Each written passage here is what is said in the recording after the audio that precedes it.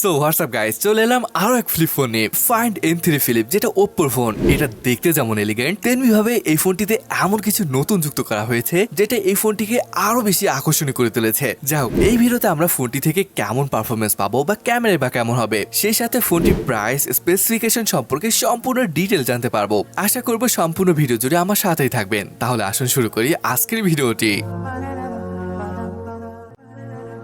ফোনটি দেখতে কিন্তু আসলে ভালো লাগছে। এর ক্যামেরা মডেলের সাথে পূর্বের ফাইন্ড N2 এর একদমই মিল খুঁজে পাবেন না, তবে কভার ডিসপ্লেটি সেম রয়েছে। এর ক্রিজ খুবই সামান্য দেখা যায়, এটা ভালো ব্যাপার। ফোনটি ফ্রেম মেটালের। আর যদি বলি ওয়েটের কথা, এর ওয়েট 198 গ্রামের মতো। ফাইন্ড N2 এর ওয়েট মনে হয় 190 গ্রামের মতো ছিল, বাট এবার ওজন আরো বেড়ে গেছে। পোর্টস এন্ড বাটনে যদি বলি, নিচের দিকে রয়েছে সিম কার্ড ট্রে, একটি microphone, USB type C port, speaker grille. Right সাইডে রয়েছে পাওয়ার অন অফ বাটন, একই সাথে একটি ফিঙ্গারপ্রিন্ট সেন্সরও। এর উপরে রয়েছে ভলিউম রকার, টপে দেখতে পাবেন নয়েজ ক্যান্সেলেশন মাইক এবং আরো একটি স্পিকার গ্রিল। লেফট সাইডে রয়েছে অ্যালার্ট স্লাইডার, আর এটা সত্যি ভালো লেগেছে। এটা সম্ভবত ওপ্পোর প্রথম কোনো ফোন যেখানে তারা অ্যালার্ট স্লাইডার ব্যবহার করেছে। আর এখানে কিন্তু 3টি ক্যামেরা রয়েছে। This is the first phone with triple camera setup. এর ক্যামেরা যে performance, wow, wait for that.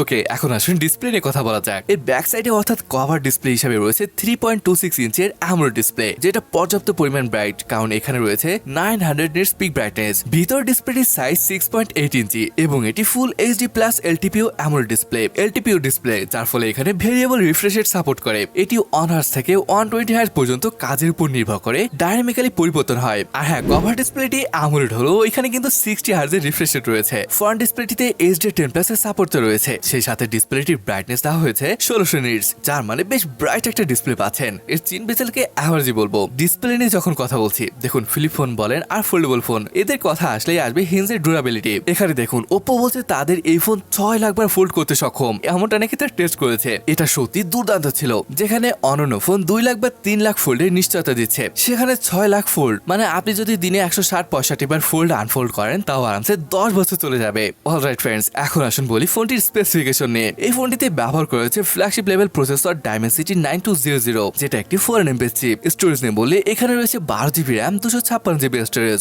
আর এই একটি ভ্যারিয়েন্টই রয়েছে এই ফোনটির, তবে এখানে কিন্তু আরো 12GB ভার্চুয়াল র্যামের সুবিধা রয়েছে। ওকে, র্যাম টাইপ LPDDR5X এবং রম টাইপ UFS 4.0, মানে সবকিছু ফ্ল্যাগশিপ লেভেলে দিচ্ছে। যদি বলি আন্তর্জাতিক স্কোরের কথা, এখানে ফোনটির স্কোর 1.1 মিলিয়নের মতো আসে, যেটা খুবই ভালো একটা স্কোর। আর এরকম স্কোরে গেমিং কেমন করা যাবে তা হয়তো বুঝেই ফেলেছেন। হায়ার সেটিংসে আপনি গেম খেলতে পারবেন এই ফোন দিয়ে। যদি সিওডির কথা বলি, হায়ার সেটিংসে সর্বোচ্চ 120 FPS এ খেলতে পারবেন। ব্যাটারি থাকছে 4300 mAh এর, সাথে 44 ওয়াটের চার্জিং সাপোর্ট করে। তবে বক্সে কিন্তু 80 ওয়াটের চার্জার দিচ্ছে ওপ্পো। ফোনটি ফুল চার্জ হতে সময় নেবে 56 মিনিটের মতো। 80 ওয়াটের চার্জার দিয়ে চার্জ করলে আবার ব্যাটারি হেলথের প্রবলেম হবে না তো? না গাইস, আপনি এটাতে চার্জ করলে ব্যাটারি হেলথের কোনো প্রবলেম হবে না। হ্যাঁ, যদিও ব্যাটারি অনেক কম মনে হতে পারে, বাট ব্যাপারটা হলো এতে 4nm চিপ রয়েছে, যেটা পাওয়ার এফিসিয়েন্ট। ওএসডি বলে এখানে রয়েছে ColorOS 13.2, which is based on Android 13। তবে ভালো ব্যাপার হলো 4 বছরের মেজর আপডেট দিচ্ছে ওপ্পো, সাথে 5 বছরের সিকিউরিটি আপডেট। তবে এখানে বেশ কিছু প্রি ইনস্টল অ্যাপ রয়েছে, যেটা আসলে এই ধরনের ফোনের সাথে যায় না। কানেক্টিভিটি নিয়ে যদি বলি, 5G,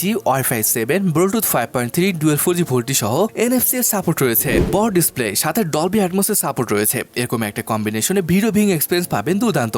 ওকে, সেন্সরের কথা বলি, সবকিছু রয়েছে। Face unlock, side mounted fingerprint sensor, আর এগুলো স্মুথলি কাজ করে।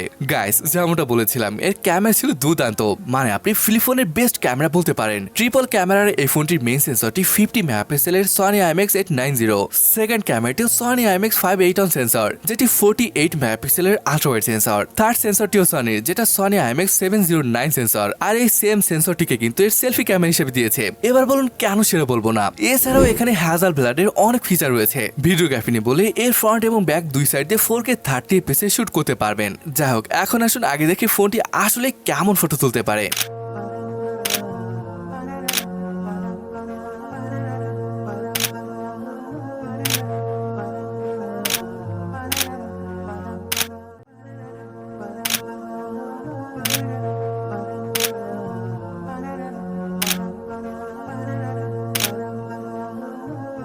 গাইস, ভিডিও এবং ফটো কেমন লাগলো তা কিন্তু কমেন্ট করে জানাতে ভুলবেন না। এই ফোনটির প্রাইস $1299, যেটা টাকায় কনভার্ট করলে 1,40,000-এর মতো পড়ে। যাই হোক বন্ধুরা, ফোনটির ডিজাইন, ডিসপ্লে, বিশেষ করে ক্যামেরা সবই ভালো লেগেছে, বাট আপনার ব্যাটারি কম মনে হতে পারে। তাছাড়া বেশ কিছু প্রি-ইনস্টল অ্যাপ রয়েছে যেটা আসলে এরকম প্রাইসের ফোনের সাথে মানায় না। যাই হোক, আপনার কেমন লাগলো তা কমেন্ট করে জানাতে ভুলবেন না কিন্তু। তাহলে আজকের ভিডিওটি এখানে শেষ করছি, দেখা হবে পরের ভিডিওতে।